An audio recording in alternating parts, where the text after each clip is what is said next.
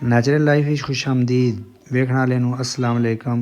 एक ख़ास जनाब लव बर्ड शौकीन हज़रात वास्ते वीडियो है तो अगर अच्छी लगे तो लाइक सब्सक्राइब शेयर लाजमी करो और अपने दोस्तों नूं भेजो और इस तरह कमेंट अगर बुरी लगे फिर भी करो, अच्छी लगे तो फिर भी करो, स्किप ना करे, वीडियो पूरी वेखे क्योंकि मैं एक बरीकी नाल चीज़ तुहानूं समझासा और उस वीडियो नूं स्किप कर छड़े तो कुछ चीज़ां ऐसी मिस हो वसन जिहड़ियां तुहाडे कम नहीं होणियां पर वो तुसीं समझ नहीं पाणियां। अच्छा वीडियो दा रवाने हैं क्योंकि टाइम कम है। ये जितना भी लव बर्ड है ना ये एक ख़ास गल है कि ये परिंदा जेड़े लोग नहीं समझे, लोग इनू लव बर्ड बड़ा नाजुक परिंदा जी, बड़ा नाजुक परिंदा नहीं है। ये आम जेड़े बाहर परिंदे फिरदे पे उन्होंने परिंदा इस भी पर लगे हुए खब होन, ठीक है। ये अपनी गर्मी सर्दी नू सर्वाइव करने वास्ते इसकी जान बर्दाश्त कर सकती है।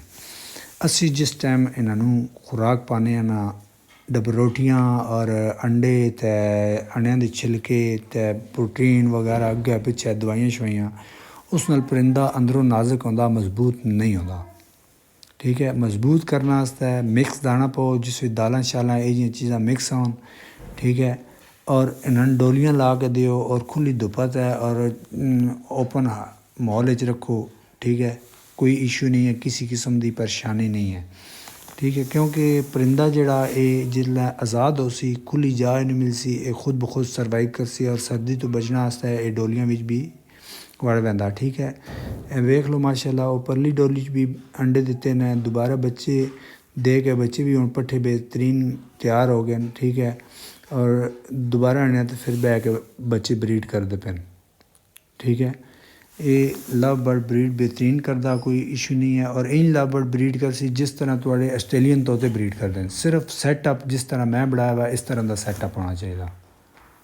तले मिट्टी खरगोश उत्ते लव बर्ड, ठीक है। लव बर्ड का दाना जैं वो खाणगे, मिट्टी नाल खेडणगे, मिट्टी च थल्ले कीड़े चुन के खाणगे, उत्ते डोरियां बना सन, कख शख चुन सन, अपने घोंसले बना सन। जिस तरह एक जंगल माहौल होंदा इस तरह ये माहौल अपना बना सन।